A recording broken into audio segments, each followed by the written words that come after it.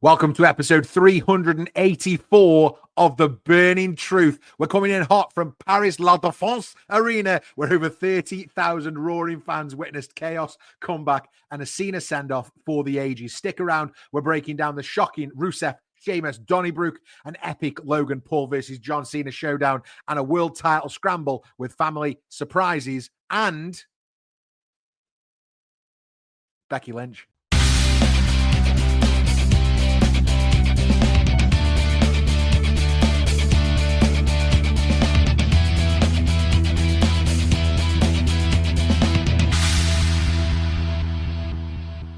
Hey, Scott Barrett, and you're back with the Burning Truth. And we're not just here with the Burning Truth. We're also here with the man who puts the burn in Burning Truth.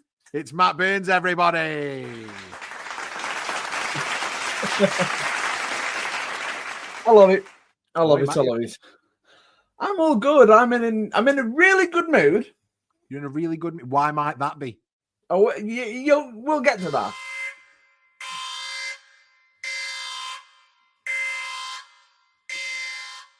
I feel like that alarm went off for a reason, Matt Burns. What's going on? It's probably, a certain banger, seeing as a certain event that happened recently was such a banger. It was epic. What is it? Is it that it was a banger, Matt Burns, or is there something else that's setting that alarm off today? It probably is because of predictions. Oh, yeah. So we did our predictions episode last week for the Clash in Paris, which is what we're here to talk about, in fairness. And Matt, it's fair to say you had a really good night on the predictions. I did. But the one that I really, really wanted was that opening match. Yeah, it was the important one because we'd had all the same predictions bar one match. And that match was Roman Reigns versus Bronson Reed. And you did a clean sweep, Matt Burns. You got them all, which is brilliant. And I lost by one, which means now for the entire year, for the entire calendar year that we have been predicting PLE results, the score, unbelievably, is 39 to Matt Burns and 39 to Scott Barrett. We are tied with 4 months exactly left to go. How are you feeling? Nervous. Nervous, yeah. Yeah, man. Absolutely nervous. Absolutely nervous. I think, though, Matt Burns, go on. You look like you've got something to say. Yeah, I've got one question to ask. It's really important. Scott, how are you? Oh, I'm okay. Thanks for asking, mate. I'm okay. I'm having a good week. I'm slowly recovering from this ribs and back issue. I am breathing much better, and I'm a lot more comfortable than I was probably this time last week and the week before. But yeah, feeling good, mate. Feeling good. Really happy with a great week of wrestling last week. Some really good matches. Some surprises too. We're talking about SmackDown now probably is best before we even get to the Clash in Paris. We were all really surprised on Friday night when Sami Zayn took the United States title from one Solo Sikoa. And there's me sitting there just going, when it got shown to me, I just went, is that AI? Yeah, absolutely. Do you know, it's funny because we weren't expecting the tag team title match at the PLE, what I'm calling the Borderlands tag match. I was expecting the US title match to be the match that went on there as a replacement, but no, obviously not. So, yeah, Sami Zayn gets the win over Solo and wins that United States title. And while we're talking about that, remember that you can get your comments in on what you thought of the weekend's wrestling and just whatever you want us to talk about, really. Whack it in the live chat. All you need to do is be a subscriber, and you can be a subscriber for free. Really easy. Just hit the button just below us, hit the subscribe button, like and share the video, and we'll love you forever. We're on the road to 1,000 subscribers, and every little helps. Are you ready for the strange thing right now? Yeah. Raw's live now. Raw is live right now. Which is the biggest shocker, but it is, but listen, we weren't gonna get a review in unless we did it right now, so it's important that we did it. And I think it's probably worth now going to the news and reviews.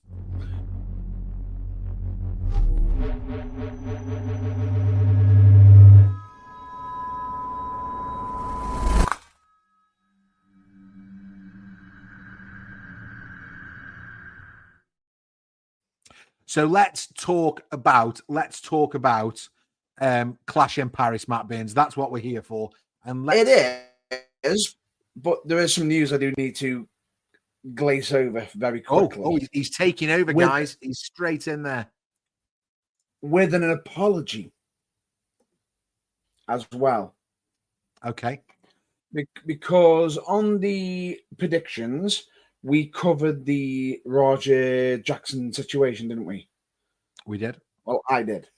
Briefly. Now, very briefly, and the problem is, at one point during it, I got a source that said he had been arrested. He hasn't. All right, okay. And much to even more of my shock and many others, there's supposedly another wrestling promotion that's advertising him on their show. Oh, wow. So he's going to be about then. And it's like, while there's an investigation going on. Really? Would you want, if you were, would you want somebody who's done that sort of injury on somebody in your locker room? Would you feel safe? I mean, I don't know all the details behind it, and I know you don't either, but we are inferring quite a lot. And I think for me, until something comes out about what actually happened and what is real and what isn't real, we're all just speculating at the minute. I know it didn't look good. No, it did not look good. But there is one piece of good news. Psychic Stew has been getting much better and is supposedly heading towards being released from the hospital. Brilliant. So that's good to know. That's some really good news. What else is good news, Matt Baines? Yeah, I know exactly what else is good news. Let's move on straight on to the actual results and our thoughts. No, I was going to say the rest of the good news is that we've got Nick in the chat. Hi, Nick. He says, what's up, guys? He also says you guys should do a combined review and live stream. Listen, we're two blokes from Stoke. We cannot multitask. Well, Crewe and Stoke. Let's say Staffordshire, Cheshire. But we can't multitask. So this is the only time we were going to get a review episode in, and we want to make sure that we can give it the full flavor that it needs. So we're just stick to a match-by-match breakdown now of the Clash in Paris. I keep nearly saying SummerSlam, and it's because SummerSlam felt like 2 minutes ago, but it is the Clash in Paris. So first match I want to talk about, Matt Baines, was Roman Reigns versus Bronson Reed. Oh, yeah. I want to talk about Reed's cannonball, his tope suicida, his everything in general. His crushing of the French commentary table, or that was technically him, was it? Was it? Maybe. Roman Reigns hitting a spear and Bronson just stopping him dead. Probably my favorite point in the match. The whole thing was really good, actually. And I especially enjoyed a nice way to give Paul Heyman a bit of time off as well with the guillotine that we haven't seen in quite a while. I thought that was a nice little touch there. It was really, really good and really, really smart how they did it. And it was something that was necessary to a degree. But I think the reason why it's necessary is because of later on. Yes, absolutely. And we'll get there, I'm sure. The point being is, what I thought was really, really, what I thought was a bit of a classy move is he gets the shoes back. And instead of just, I want my shoes back. Yeah. Signs them and gives them away. And you know what? I really enjoyed that, actually, because it showed that Roman, he wasn't there for the material things like maybe he was in the past. It shows growth as a character. He wasn't there just for the material things like the championships or whatever. He was giving back at that moment, and it was about pride as opposed to about anything else. I really enjoyed that beat in the story, and it gave a great moment following as well. But I think first we should talk about the finish, which I didn't see coming, but you certainly did. I took a bit of a punt on this one, no pun intended, that I thought Bronson Reed was going to get the win, and I thought it because I thought Bron Breakker interference, and this is where we set something up for Bron and Roman, and I was definitely right about that.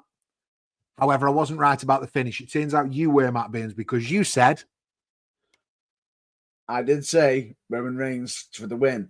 Now, the weird thing about it is, the longer the match went on, I will say, do you know that case I've had? That one away. I've been just there thinking to myself, really? Ooh, I will say that is a good suggestion there, a good mention there, Nick. Yeah, Spear being stopped to call back to Rollins originally doing it to a pedigree. Yeah, absolutely. And the whole night was a tribute to the Vision. I'm not sure if I quite agree with that, but it certainly put him over really strong. My anger is over Bronson taking the loss. He could have used the win over Roman. Yes, he absolutely could have done. But we'll see where it goes, right? I think Braun might get a win over Roman. I'm going to say this now. He could have done with the win. However, I think the attack after solidified. Do you know what else? Everything. I don't think the match in general, how it was laid out, how strong they made Bronson Reed Luke, I don't think it necessarily hurt his momentum that he lost. I mean, he lost to Roman Reigns at the end of the day. I don't think it was a bad thing at all. So, and most match was dominating. Yeah, absolutely. So Roman looked like $1,000,000. Bronson Reed looked fantastic. Bronson Reed gets the win. What? Sorry, Roman Reigns gets the win. I was after the extra point there. Roman Reigns gets the win, signs his shoes, and then gets attacked by Bron Breakker. Speared through the table, and then continuous attack from Bronson and Bron until Roman's at a point where the stretcher comes out and they're going to have to take him off. And then the attack continues. Now, what I'm going to say is, I sort of thought to myself as going on the stretcher, was like, oh, that'd be nice, that'd be interesting because no one's ever done the whole splash while on the backboard thing. Yeah, and everything because that would have some impact. Never mind, here he comes. yeah, absolutely. It's literally like, never mind that. Do you know what it is, Nick? You put it, Bron will get the win over Roman. Bronson could have used it. Do you know what I think the issue is here? Yeah, thanks, Nick. Smash the like. Bron is 27 years old, and he is absolutely the future of the WWE. Bronson Reed, however, is 37 years old, and although that isn't really old for a wrestler, it is a lot harder to maintain a main event slot once you hit that age. So, especially if you want to be seen as a long-term prospect, a la a Bron Breakker, formerly people like John Cena, Randy Orton, etc. It's much more, the 37 is much more a Batista, where you might come in and short-term do a lot and then disappear. But even so, LA Knight's 43 as well, and that's why he's not the world champion. Genuinely, because it's happened too late for him. That's just an opinion, but there you go. But so at that point, Matt Burns, Jey Uso comes in to make the save. Yeah, and guess what? Myself, you got a bit of a beat down. They do him too. Yeah, absolutely.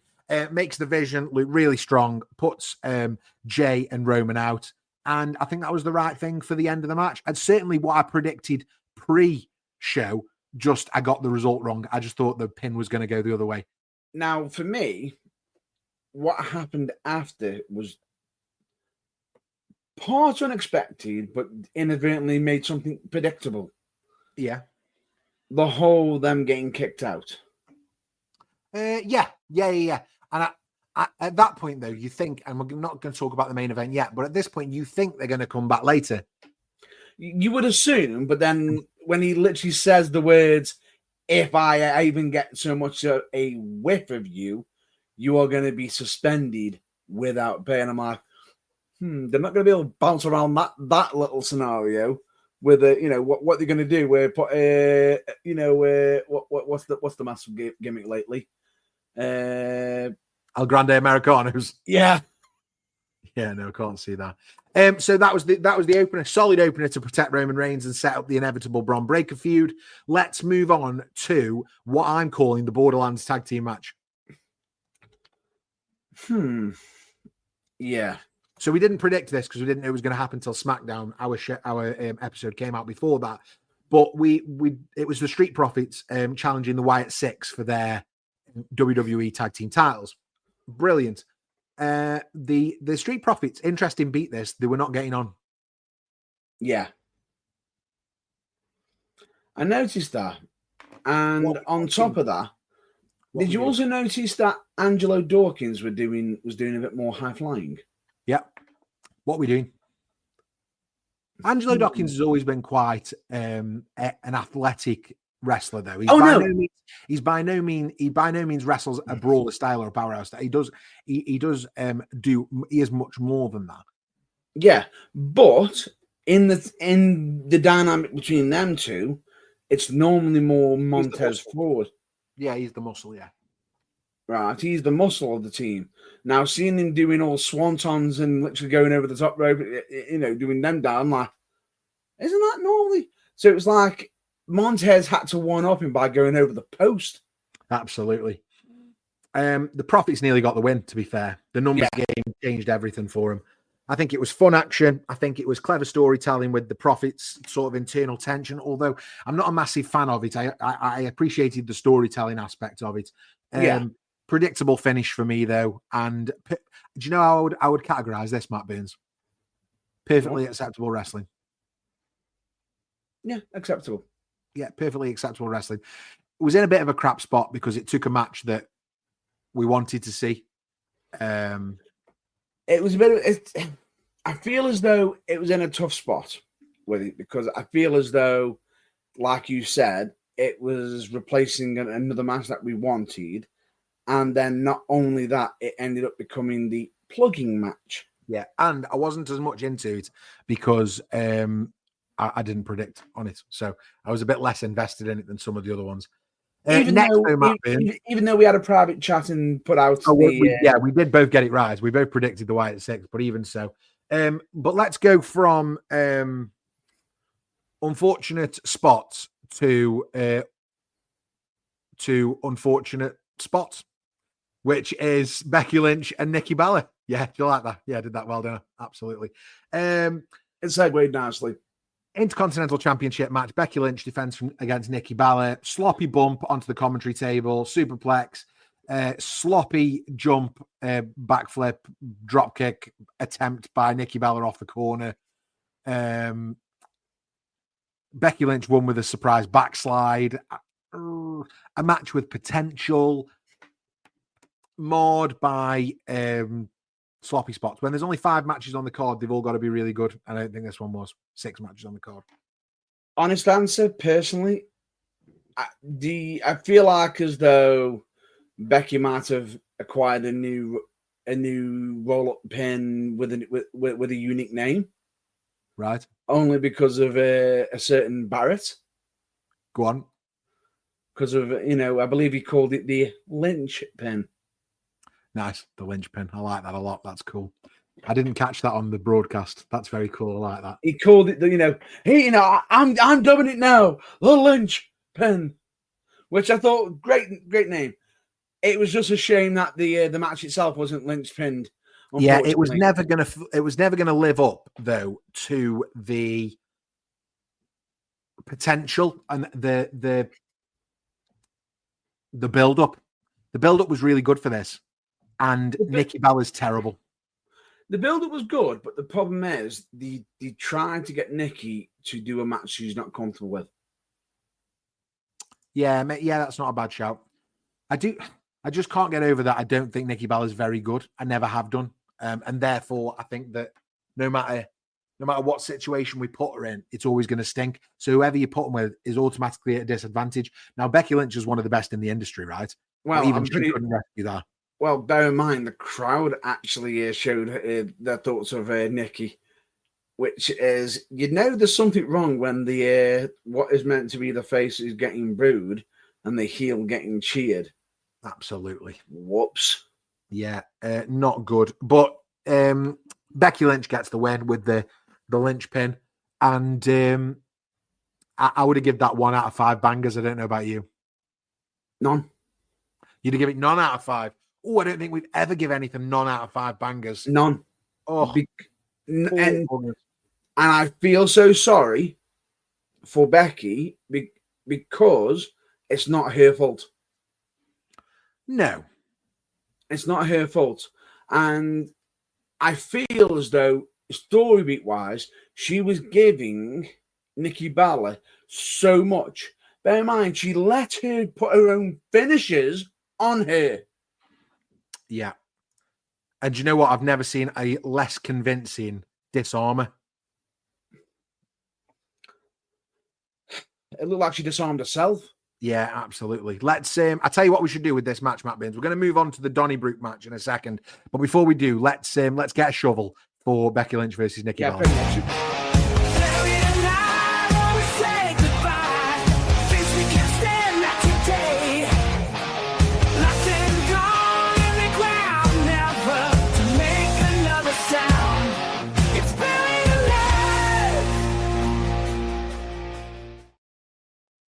Right, I've done it. It's been buried. We're never going to talk about it again. Becky Lynch, Nikki Bella, bad. Moving on.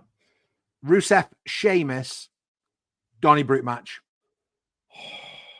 How good was this? Did you enjoy this? Can I tell you how much I enjoyed it? I really enjoyed this.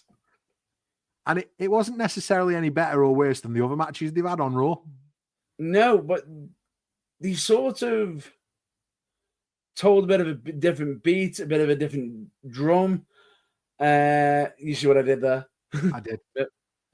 But I especially like white noise through the tables off the beer barrels. I sat there and I saw one table get put up and thought, okay, so he's probably, the rule. Then the other one set it up right next to him, like, And then when he went up there, I was like, uh-oh, I can see what's coming. Absolutely. Like, but what I instantly thought suplex. Yeah. Or something. Not white noise. As soon as he got him, I was like, okay, that's gonna suck. Oh, yeah, the bump would have killed. Absolutely, you'd have never caught me taking that. But even so, do you know what I really appreciated about this more than anything was the finish? How did you feel about the finish of this one? I thought it was a unique finish, and I think the actual added fact is Sheamus has mostly passed out usually in submissions. Yeah, he actually tapped on this. Tapped out. Second time he's ever tapped. Yeah. Again to Rusev. Yeah. Oh, no. Ever. And it's only been Rusev who's made it back. That's what I mean. 11 years ago, and then last night. Brilliant. One thing I will say is the bar spot when he got put through it. Back of my head twinged a little bit. Yeah, absolutely.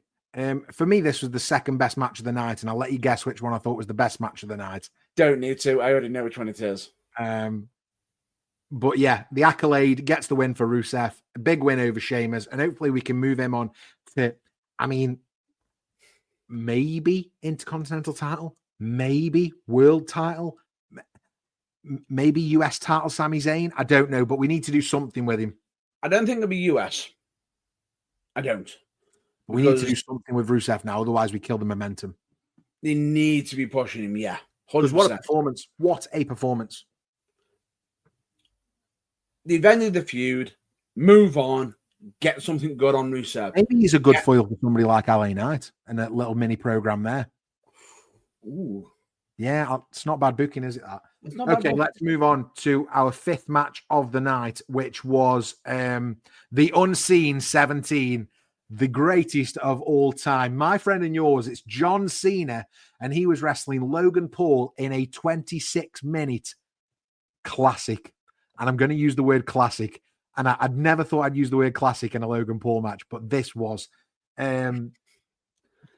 This was out to multiple AAs, the Styles Clash spot. Oh my God. Cena finishing really strong. Talk to me, Matt Burns. I'm going to say the Unseen versus the Parasite. What a great beat this was. Great match.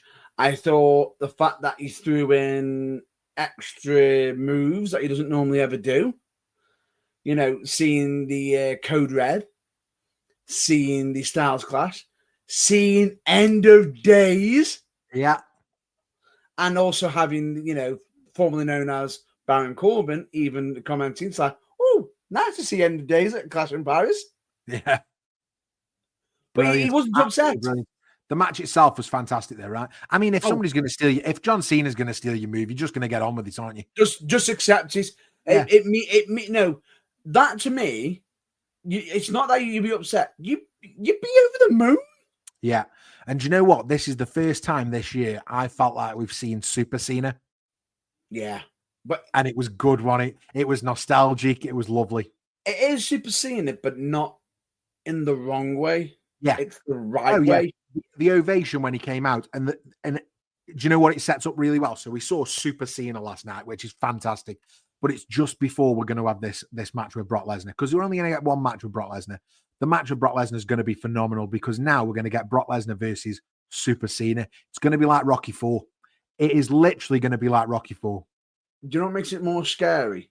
Did you watch after the show when he was talking? Yeah. When he literally said he's got 8 dates. 8 dates left of the greatest of all time. It's sad, man. It is actually sad. But amazing that we're getting this year, and we know it's happening, so we can enjoy it with him. I would have hated to have got to the end of this year, not known it was his final year, and then be told before his last match and miss out on all the excitement to see John Cena from the last time. It's been perfect marketing, because everywhere he's been, Paris, the UK, California, Texas, wherever he's been, Chicago, they've been ready to see him. And it's been an event in itself. And that's phenomenal to see, especially for somebody who's done so much for the industry like John Cena has. Yeah, 100%. I 100% agree with you on that.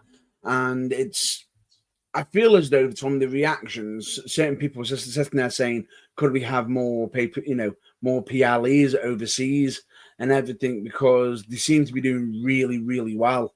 Yeah. So people do. What? Sorry, I was French chant. Right. No. I didn't quite hear what you said. That's all. But anyway, point being is, I honestly feel as though, has it ever been done this way? Retirement. No. We had something similar with Flair, didn't we? Where the next match he loses, he had to retire. But so we did something similar. No, it's similar, but there's a difference though. The difference is with that, it was sort of until he loses, and then all of a sudden it got highlighted when it was. Where with Cena, it's one full calendar year. So what I find so shocking is, I would have thought with somebody like Cena, he would have ended it at WrestleMania. Yeah. But it goes to show how much of a professional he is, how much of a true diehard he is for the business, to actually end it on the end. Yeah. At the end of the year. So Cena versus Logan Paul for me, mate. One word: electric. Goat. Lovely. Let's move on to the main event then, because we haven't got a full hour tonight. We haven't got much time left. So I just want to go through the main event fatal 4-way for the World Heavyweight Championship. Seth Rollins, CM Punk, Jey Uso, and LA Knight. Yeah.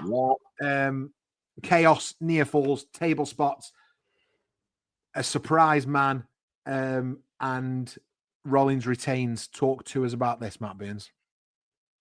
I loved how they had certain beats in this match. Like, it was like when you see Punk, when I saw Punk on the edge of the ring and that table just pitched, and I saw LA Knight get up and, just deck Seth Rollins, and then sort of just look, I thought, he's got to do it.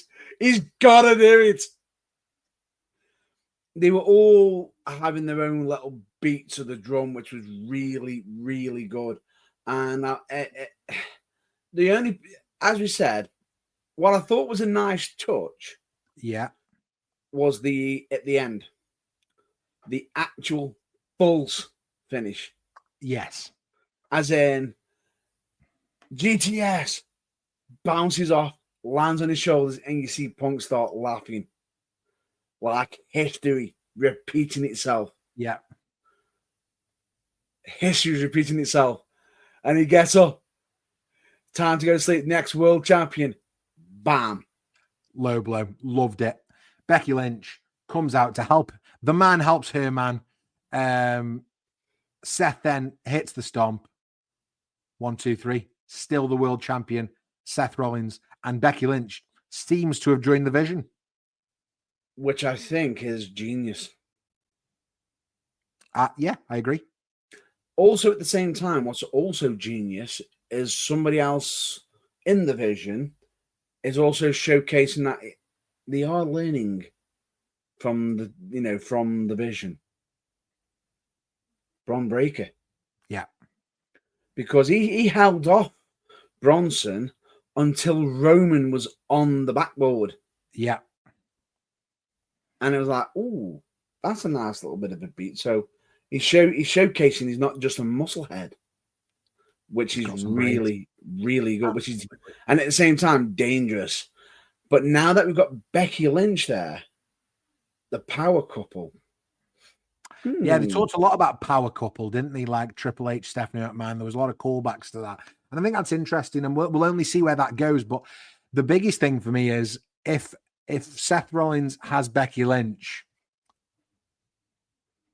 you know, the rumors now are who can help CM Punk. The weird thing about it is the AI, that prediction that happened, didn't actually happen, but the rumor of it, though.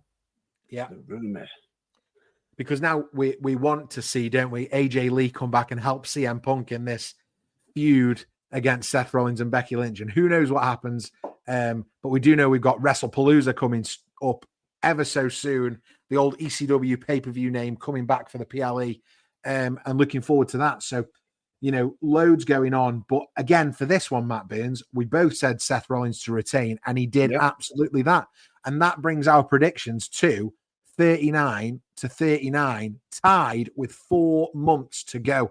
And remember, Matt Burns, remember the punishment will be that the other person gets chopped. The loser gets chopped. So, and we're going to do that live on YouTube, which I think will be hilarious. Okay, but just so you know, by the way, in total, do you know how many matches in total that we've had a chance to predict? In total, go on. 61. So 39 out of 61, which fast math says a success rate. Go on. Have a go. I'm not sure. I was going to say around 70%. 63.93%. So about 64%. That's not bad, man. That's pretty good. That's not bad. Listen, it's pretty good. I'll be honest with you. For me, I was actually expecting to be hitting the 40 range. Hey, we're doing okay, Matt Burns. We're doing okay. We're doing better than what we thought.